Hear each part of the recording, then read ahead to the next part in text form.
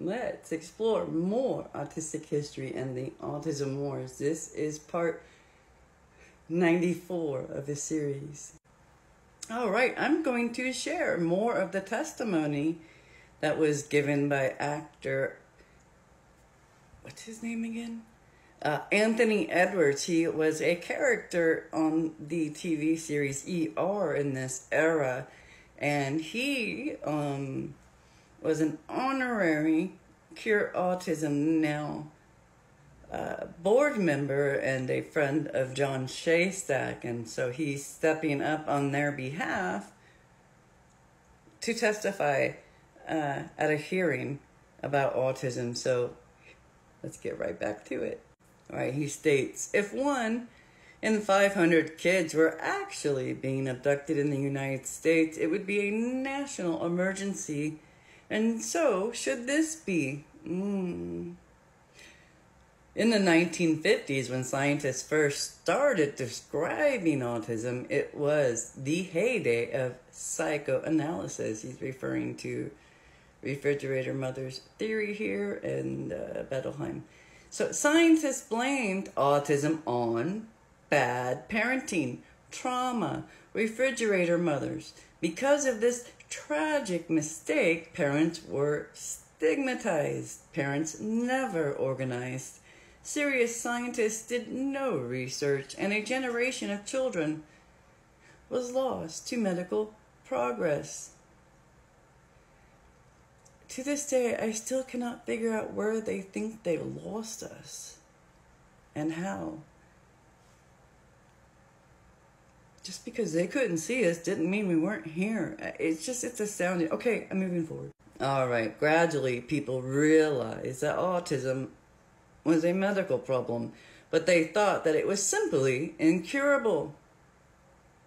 So the scientific knowledge grew and matured all around the subject. Genetics, imaging, immunology are light years ahead of where they were, but they were never directed towards autism. Mind you, we have an actor who's friends with a movie producer and a screenwriter. This is his testimony. He says, 5 years ago, my friends John and Portia watched in horror as their son seemed to vanish in front of their eyes. They turned to the medical establishment. The doctor said, oh, don't worry about it. He's a boy. They talk later. Oh, he'll grow out of it. 6 months and 5 different specialists later, someone finally said he probably has autism.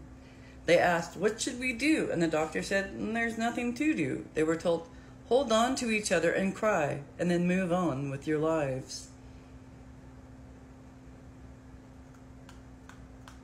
That was it. No hope, no advice, just ignorance. They didn't accept that answer. They explored every therapy, every theory, every miracle cure. Everything you would do for your child. And when those weren't working, they said, well, there must be something new. Something cutting-edge research. But it simply didn't exist. Of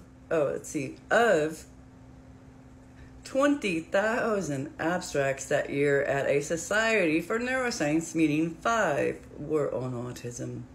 There were maybe a dozen people in the whole country doing research on autism, and of those, only half had talent and financial support. John and Portia went to the NIH, National Institutes of Health, and the NIH said they were working hard on autism. So they asked, how much are you spending on it? No one would tell them. John would get up every morning at 6 a.m. and start calling the individual institutes until he could get an answer. Working his way down to the sub-accountants who would go through the files and help him piece together a picture.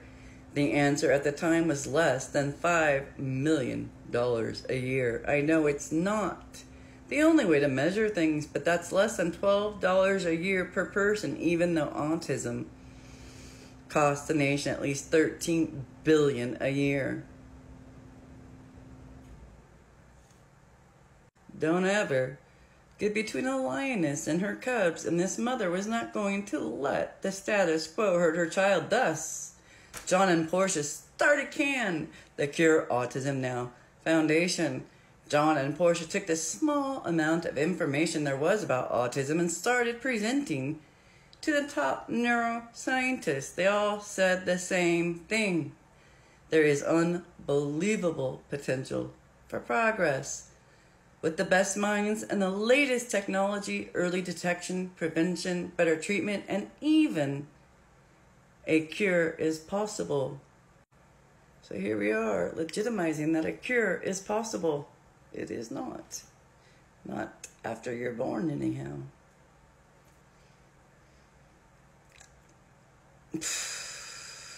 Yeah.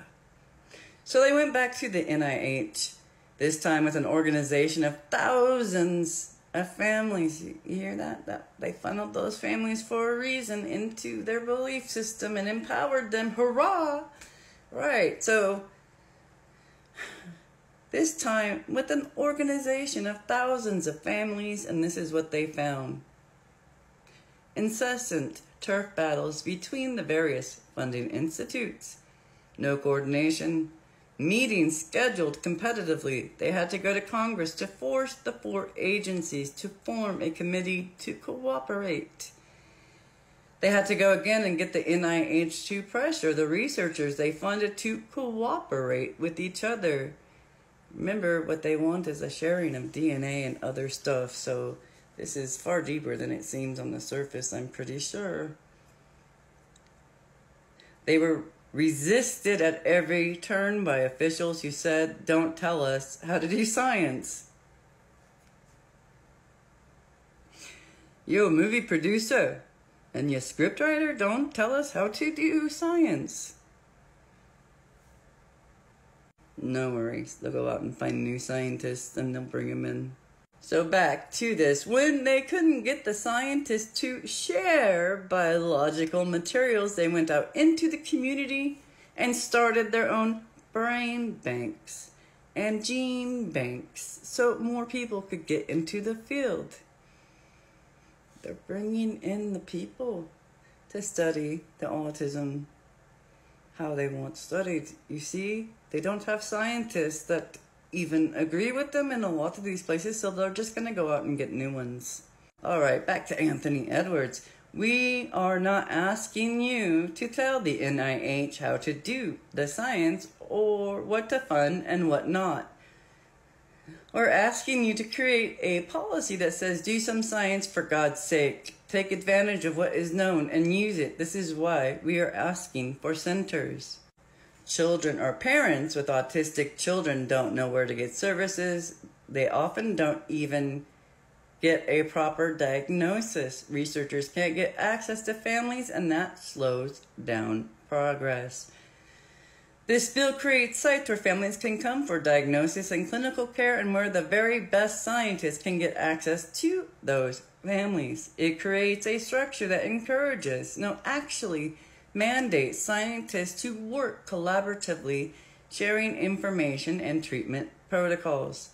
This is basically the same model that worked in childhood leukemia. As new treatments were discovered, they were tested and validated and refined across collaborative sites. The result? The survival rate for pediatric leukemia has gone from 20% to 80%. The same center-based approach has helped scientists make major discoveries in Alzheimer's, and new treatments are clearly on the horizon. It's not only the centers, but it is the money. Let me explain why this may be a special case. In other diseases, breast cancer, prostate cancer, Parkinson's, eventually, sooner rather than later, you die. If you have any money, you leave some to fund research. But autism affects children. They don't lobby. They have no voice. They don't raise any money, and their parents are too busy taking care of a very ill child to do much of anything else. Anthony Edwards said we don't have a voice at the very moment he's testifying about us without us and silencing us from having any representation and legislation. autism community included.